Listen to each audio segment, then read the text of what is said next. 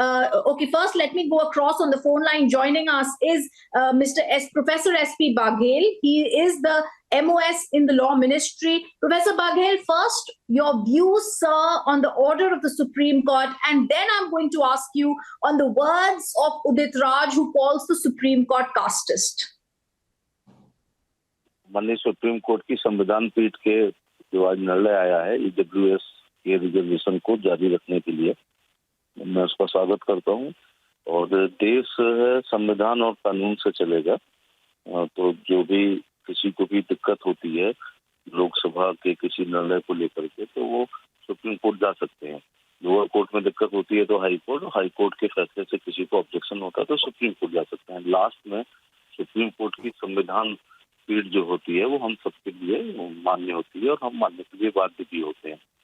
और जो भारतीय जनता पार्टी मोदी जी के नेतृत्व में 2019 में जो ईडब्ल्यूएस को 10% आरक्षण दिया गया था, 5 जजों की संविधान पीठ में 3 लोगों ने बहुमत के साथ इसको जारी रखने का आदेश दिया है। ये एक अच्छी बात है, क्योंकि सवर्ण वर्ग में भी बहुत से लोग महागरीब होते हैं। जातियों के अनुसार लोग अमीरी गरीबी या मध्यम वर्ग में नहीं पैदा होते हैं, बल्कि पैदा होना एक संयोग होता है। और उसके बाद मैं देखता हूँ ब्राह्मण समाज में बहुत सी महिलाएं दूसरे के घरों में भोजन बनाती हैं। वैश्य समाज में भी, क्षत्रिय समाज में भी बहुत लोग गरीब होते हैं।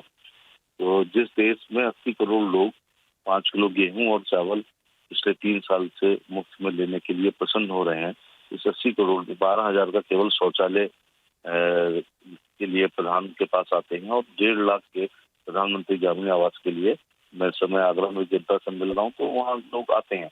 तो कहने का मतलब है कि गरीब लोग हर वर्ग में होते हैं। और 5 जजों में से माननीय 3 जजों ने इसके पक्ष में अपनी बात कही है। और इसकी शर्तें आपको पता ही है कि 100 वर्ग गज का आवासीय प्लॉट ना हो, 8 लाख रुपए से कम उनकी इनकम हो, 1000 वर्ग फुट या उससे ज्यादा का उनका आवासीय फ्लैट नहीं होना चाहिए और 5 एकड़ से ज्यादा एग्रीकल्चर लैंड उनके पास नहीं होनी चाहिए। तो ये उसकी शर्तें हैं, इसमें बहुत लोग शामिल होते हैं। और ईडब्ल्यूएस में भी ऐसा नहीं है कि जो ईडब्ल्यूएस में जो भी होता है वो सबका सिलेक्शन हो ही जाएगा, क्योंकि ईडब्ल्यूएस की भी संख्या ज्यादा है, पदों की संख्या कम होती है। तो ईडब्ल्यूएस में जो बच्चे पढ़ने में होशियार होंगे उन्हीं का चयन हो पाया करेगा। सर, मैं आपसे ये भी पूछना चाहती हूँ कि जैसे ही जजमेंट आई जिसमें 3 जजेस ने अपहोल्ड किया है रिजर्वेशन को, कांग्रेस लीडर उदित राज ने एक ट्वीट किया है जिसमें उन्होंने हिंदी और इंग्लिश में ये कहा है कि सुप्रीम कोर्ट कास्टिस्ट है। तो ये किस तरह की पॉलिटिक्स खेली जा रही है जहां पे अब सुप्रीम कोर्ट को भी उनकी जजमेंट पे नाम बुलाए जा रहे हैं? ये सो कॉल्ड जो दलित नेता हैं, इनको भ्रम है। अगर ये अभी भारतीय जनता पार्टी से एमपी थे, इनकी टिकट रहती दिल्ली वाली, तो ये इस प्रकार का बयान नहीं देते, क्योंकि सिटिंग एमपी थे बीजेपी से और उनको लड़ाया गया था 14 में, 19 में उनकी टिकट काटी गई। तो ये उनकी व्यक्तिगत खुंदस है। मैं और माननीय सुप्रीम कोर्ट पर इस प्रकार की गई टिप्पणी डेमोक्रेसी को कमजोर करती है। हमारे यहाँ संविधान में जिन बाबा साहब भीमराव अम्बेडकर को उदित राज जी और हम सभी लोग बहुत ज्यादा मानते हैं, उन्होंने उनके द्वारा, उनके सहयोगी द्वारा लिखित संविधान में हमारी सबकी लक्ष्मण रेखाएं हैं। कार्यपालिका, विधायिका और न्यायपालिका के अधिकार और कर्तव्य बहुत स्पष्ट हैं। और बहुमत के साथ आए हुए इस फैसले पर इतनी प्रतिकूल टिप्पणी करना डेमोक्रेसी के लिए अच्छा नहीं है। ये वो लोग हैं जिनका लोकतंत्र में विश्वास नहीं है, इनका भीड़ तंत्र में विश्वास है। बिल्कुल। जैसे आपने ये बात कही, मैं आपसे एक सवाल और करना चाहती हूँ। जो गवर्नमेंट की जो ये आई है, इसमें जस्टिस त्रिवेदी, जस्टिस महेश्वरी ने जो जजमेंट दी है, इसमें बहुत बहुत क्लियरली इन लोगों ने कहा है कि हमें ये रिजर्वेशन आज चाहिए 75 इयर्स के बाद, कल हम इसको रिव्यू कर सकते हैं।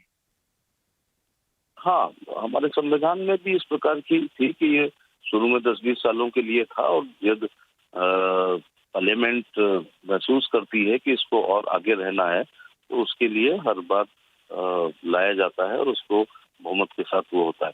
तो मैं तो चाहता हूँ कोई दिन ऐसा आए जब दलित और पिछड़े अपने हक और हुकूक पा लें और इतने योग हो जाएं कि वो सामान्य सीटों पर भी आने लगे, तब कुछ हो सकता है। लेकिन फिलहाल मुझे लगता है कि आरक्षण की महती आवश्यकता है। जी, मैं आखिरी सवाल आपसे पूछना चाहती हूँ, जिस तरह से आपने कहा कि हमारी डेमोक्रेसी वीकन होती है अगर ऐसी बातें बोली जाएँ। क्या उदित राज और कांग्रेस को ये नहीं पता कि जिस तरह की वो स्टेटमेंट्स दे रहे हैं जजमेंट पे सुप्रीम कोर्ट की, ये कंटेम्प्ट ऑफ कोर्ट भी है, सुप्रीम कोर्ट को कास्टिस्ट बुलाना उनकी जजमेंट पे, और उसके बाद vote bank politics supreme court की जजमेंट्स के साथ भी अब खेलना?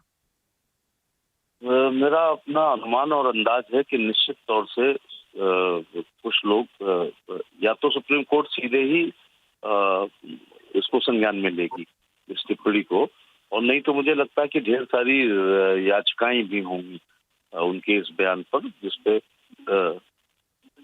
हाँ, कंटेम्प्ट के बारे में निश्चित, कंटेम्प्ट तो चलो माननीय सुप्रीम कोर्ट खुद ही संज्ञान में ले सकता है, लेकिन उनके इस बयान पर, उनके इस स्टेटमेंट पर, बल्कि देश तोड़ने वाला ये स्टेटमेंट है, ये सामाजिक एकता को तोड़ने वाला है, भाईचारा को तोड़ने वाला है, सद्भाव को तोड़ने वाला है। कोई ना कोई CIL में भी जाएगा, ऐसा मेरा अंदाज है। फिर माननीय अदालत तय करेगी कि उनका ये बयान अपराध की किस सीमा तक आता है। बिल्कुल, बिल्कुल। हमारे साथ बनने के लिए धन्यवाद बघेल साहब, और ये हम देखना चाहते हैं कि सुप्रीम कोर्ट की ये जजमेंट जो अपहोल्ड करती है कॉन्स्टिट्यूशन के 103rd अमेंडमेंट को, how this is going to go forward. We thank you to the minister of state of law and justice for being with us. Viewers, the breaking news that's coming in, and I want to first go across to that and get in our guests and panelists on it. The Supreme Court today upholds the constitutional amendment of the 103rd amendment to the constitution, and Justice Pardiwala says reservation should not continue for an indefinite time so that it's not there for a vested interest, but he also upholds the EWS amendment. We've also seen the words of Justice Trivedi, who says it cannot be said that the age-old caste system led to introduction of reservations. As we continue staying with the story after a short break, we'll also go across to words coming in from the Congress on a Supreme Court constitution bed judgment. Stay on with us.